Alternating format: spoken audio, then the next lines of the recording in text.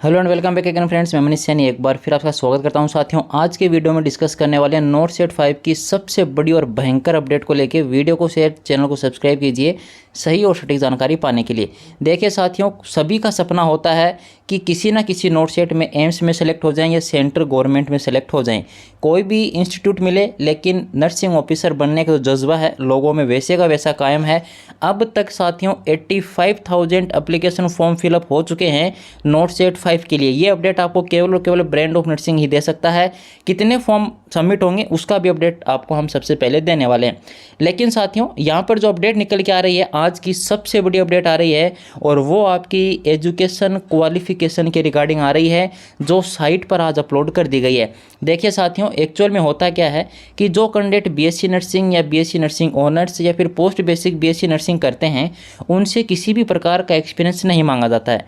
लेकिन साथियों, जो कैंडिडेट जीएनएम करते हैं उनसे क्या होता है कि 2 ईयर का एक्सपीरियंस मांगा गया है। इसी के अंदर अब जो क्वालिफिकेशन है उसमें चेंज हुआ साथियों।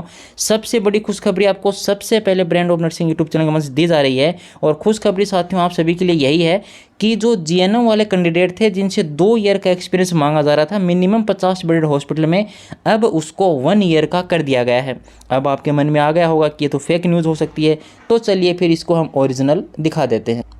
तो साथियों, जैसा कि आप इस नोटिफिकेशन में देख पा रहे हैं, एम्स दिल्ली का जो रिक्रूटमेंट सेल है उसके पास ये जो नोटिफिकेशन है वो 8 तारीख को पहुंचा था, जो कि सफदरजंग हॉस्पिटल के द्वारा दिया गया था। तो जितने भी सेंट्रल गवर्नमेंट हॉस्पिटल जो कि नोट सेट 5 में पार्टिसिपेट कर रहे हैं, उन सभी के लिए ये रूल लागू रहने वाला है, किसी एक गवर्नमेंट हॉस्पिटल के लिए लागू नहीं होगा। लेकिन साथियों, आपको यहाँ पे ध्यान देने योग्य बात बता देते हैं, ये जो क्वालिफिकेशन रखी गई है वो केवल और केवल सेंट्रल गवर्नमेंट हॉस्पिटल के लिए रखी जाएगी, ना कि आपके एम्स इंस्टीट्यूट के लिए। एम्स के लिए क्वालिफिकेशन सेम रहेगी, 2 ईयर का एक्सपीरियंस। लेकिन साथियों, जो सेंट्रल गवर्नमेंट हॉस्पिटल का सपना देख रहे हैं या फिर ऐसे कैंडिडेट जिनको 2 ईयर एक्सपीरियंस नहीं हुआ है और फॉर्म नहीं भर सकते हैं, उनके लिए ये बड़ी खुशखबरी है कि अगर आपको 1 ईयर कंप्लीट हो गया है, जिस दिन फॉर्म सबमिट कर रहे हैं उस दिन की बात करेंगे साथियों, ना कि एप्लीकेशन फॉर्म स्टार्ट हुए उस दिन। देखिए, जब भी कोई वैकेंसी आती है तो उसमें जो आपका एक्सपीरियंस काउंट होता है वो उस दिन तक काउंट होता है जिस दिन तक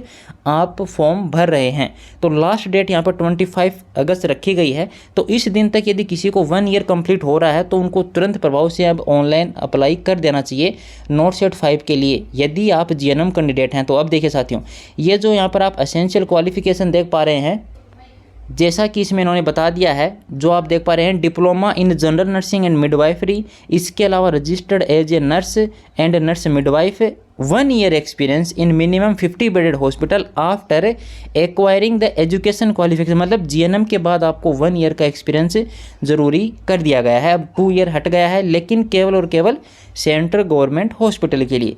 अब एक दूसरा चेंज और हुआ साथियों, जो सेंट्रल गवर्नमेंट हॉस्पिटल के लिए है कि बीएससी ऑनर्स आपने कर रखा है, लेकिन एक बार ऐसा देखने में आया है कि बीएससी नर्सिंग कुछ कैंडिडेट क्या करते हैं, डिस्टेंस लर्निंग से कर लेते हैं, जैसे ओपन यूनिवर्सिटी से कर लेते हैं।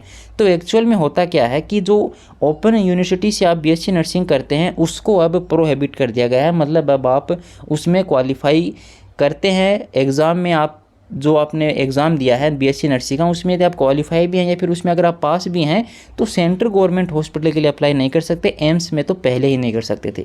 अब देखिए, आपको यहाँ पर एक लाइन दिख रही होगी, regular course in BSc nursing. Regular का मतलब ये हुआ कि आपको 4 साल जो कंटिन्यू कोर्स होता है वो कंप्लीट करना है। ऐसे नहीं है कि आपने गए नहीं और ऐसे ही डिग्री ले ली। तो आप समझ गए होंगे डिस्टेंस लर्निंग और रेगुलर कोर्स में क्या डिफरेंस है।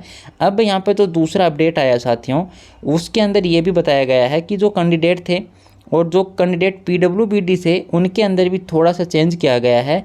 अब उनको जो पहले कैटेगरी में डिवाइड किया गया था, कैटेगरी सी को है साथियों, इसके अंदर इंक्लूड कर लिया गया है। इसके अलावा जो स्पेसिफिक लर्निंग जो डिसेबिलिटी थी आपकी, उसमें भी कुछ चेंजेस आपके लिए किए गए हैं। तो साथियों, ये आपके लिए बड़ी एक अपडेट है जो कि सभी कैंडिडेट के लिए है और सभी अब अप्लाई कर सकते हैं। अब यहाँ पर और भी आपका कंपटीशन हायर होने वाला है, क्योंकि 1 ईयर जो एक्सपीरियंस है उनको भी अब एलिजिबल मान लिया गया है। तो कहीं ना कहीं इसमें आपसे कंपटीशन बढ़ेगा, कैंडिडेट अप्लाई करेंगे, उनकी संख्या भी बढ़ने वाली है। और आगे देखते हैं साथियों, जो भी अपडेट आती है सबसे पहले आपको दे दी जाएगी।